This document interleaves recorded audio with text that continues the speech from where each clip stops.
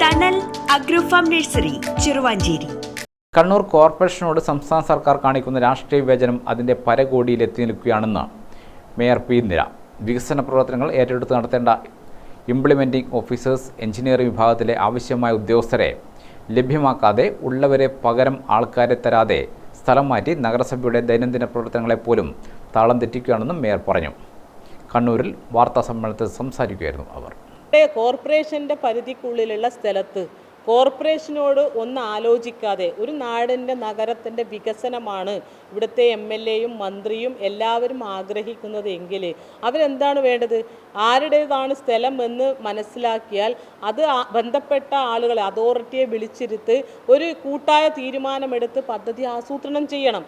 അല്ലാതെ ടൗണിൽ എല്ലാ സ്ഥലത്തും നടന്നു നോക്കി അവിടെ വേക്കൻറ്റ് ലാൻഡ് കാണുമ്പോൾ അവിടെ പദ്ധതി വന്ന് അത് നടപ്പിലാക്കണമെന്ന് പറയുന്നതിൽ എന്ത് ന്യായമുള്ളത്, എന്ത് യുക്തിയാണുള്ളത്? നിങ്ങളുടെ വീട്ടിൽ, നിങ്ങളുടെ പറമ്പത്ത് വന്നിട്ട് എനിക്ക് വീടെടുക്കാൻ പറ്റുമോ? അങ്ങനെ ഒരു നിയമം ഉണ്ടോ ഇവിടെ? കോർപ്പറേഷൻ രൂപീകരിച്ച് 10 വർഷം പൂർത്തിയായെങ്കിലും ആദ്യത്തെ 4 വർഷത്തോളം ഭരണം നടത്തിയത് LDF ഭരണസമിതിയാണ്. പ്രസ്തുത കാലയളവിൽ ശരിയായ വീക്ഷണം ഇല്ലായ്മ കൊണ്ടും വ്യക്തമായ വികസന പ്രവർത്തനങ്ങൾ ഏറ്റെടുത്ത് നടപ്പാക്കാതെയുമാണ് LDF ഭരണസമിതി മുന്നോട്ടു പോയത്. അത് കോർപ്പറേഷന്റെ വികസനത്തെ വലിയ തോതിൽ പിന്നോട്ട് വലിക്കുന്ന അവസ്ഥയാണ് ഉണ്ടാക്കിയത്. പിന്നീട് വന്ന UDF ഭരണസമിതികളുടെ വികസന കാഴ്ചപ്പാടുകളാണ് ഇന്ന് നാം കാണുന്ന കോർപ്പറേഷന്റെ വികസന പ്രവർത്തനങ്ങൾക്ക് ഊർജം നൽകിയതെന്നും പി ഇന്ദിര പറഞ്ഞു. ഈ കോർപ്പറേഷൻ ഒന്നും ചെയ്യരുത്, ഇവിടെ ജനക്ഷേമകരമായ പ്രവർത്തനങ്ങൾ, വികസന പ്രവർത്തനങ്ങൾ ഇവിടെ നടക്കരുത് എന്നുള്ള ഇവിടുത്തെ LDFകാരും, ഇപ്പോൾ നമുക്കറിയാലോ BJP LDFും തമ്മിലുള്ള ബന്ധം എന്താണെന്ന് ഞാൻ പറയേണ്ടതില്ല. നമുക്ക് എല്ലാവർക്കും അറിയാം എന്താണ് അവരുടെ ഹായ് ബായ് ബന്ധം, അവരുടെ സഹോദര സ്നേഹം എത്ര വലുതാണ് എന്നുള്ളത് നമുക്കറിയാം. ആ തരത്തിലുള്ള പ്രവർത്തനവുമായിട്ടാണ് ഇവിടെ പോകുന്നത്.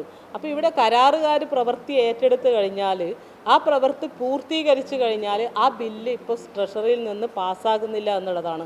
അതിൽ ഏറ്റവും വേദനാജനകമായിട്ടുള്ള ഒരു അനുഭവം നമുക്ക് കഴിഞ്ഞ ദിവസം ഉണ്ടായി.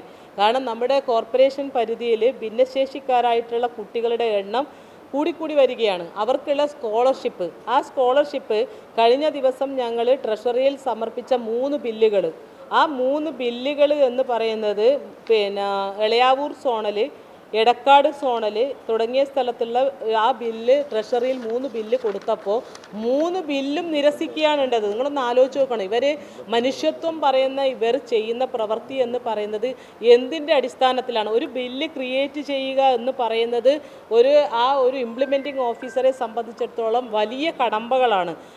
ആവശ്യമായ അസിസ്റ്റന്റ് എഞ്ചിനീയർമാർ, അസിസ്റ്റന്റ് എക്സിക്യൂട്ടീവ് എഞ്ചിനീയർമാർ, ഓവർസിയർമാർ എന്നിവരില്ല. അതുകൊണ്ട് തന്നെ ഫെബ്രുവരി, മാർച്ച് മാസങ്ങളിൽ പദ്ധതി പ്രവർത്തനങ്ങൾ താളം തെറ്റുകയാണ്. പ്രവൃത്തികൾ ഏറ്റെടുക്കാനും ഏറ്റെടുത്ത പ്രവൃത്തികൾ പൂർത്തീകരിച്ച് ബില്ലുകൾ തയ്യാറാക്കാനും സാധിക്കുന്നില്ല. മാത്രമല്ല, പൂർത്തീകരിച്ച ബില്ലുകൾ തന്നെ 1 ലക്ഷത്തിന് മുകളിൽ ഉള്ളത് ക്യൂവിലേക്ക് മാറ്റുകയാണ്. മാർച്ച് മാസത്തിന് മുൻപ് തന്നെ അനൗദ്യോഗിക ട്രഷറി ബാൻ വന്നു കഴിഞ്ഞു. കഴിഞ്ഞ 10 വർഷമായി കണ്ണൂർ അസംബ്ലി മണ്ഡലത്തിലെ MLAയുടെ കെടുകാര്യസ്ഥത പകൽ പോലെ വ്യക്തമാണ്. കാലാവധി അവസാനിക്കാറാവുമ്പോഴാണ് നമുക്ക് ഒരു MLA ഉണ്ടെന്നും അവരൊരു വകുപ്പ് മന്ത്രിയാണെന്നും പ്രത്യക്ഷത്തിൽ അറിയുന്നത്. കഴിഞ്ഞ 2 ആഴ്ചയായി മണ്ഡലത്തിൽ ഓടി നടന്ന് രാപ്പകൽ എന്നില്ലാതെ വിവിധ പ്രവൃത്തികളുടെ തറക്കല്ലിടലും പൂർത്തിയാക്കപ്പെടാത്ത പ്രവൃത്തികളുടെ ഉദ്ഘാടനവുമാണ് നമുക്ക് കാണാവുന്നത്.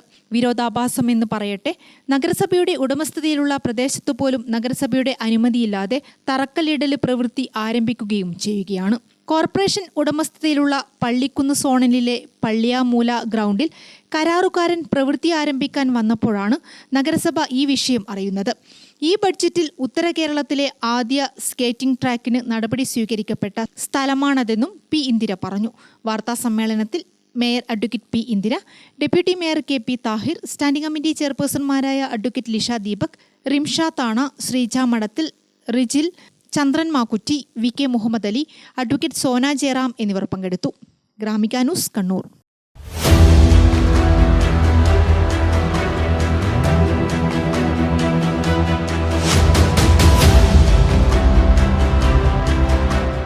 നിങ്ങളുടെ വീട്, നിങ്ങളുടെ അഭിമാനം, ഒപ്പം ഞങ്ങളുടെയും.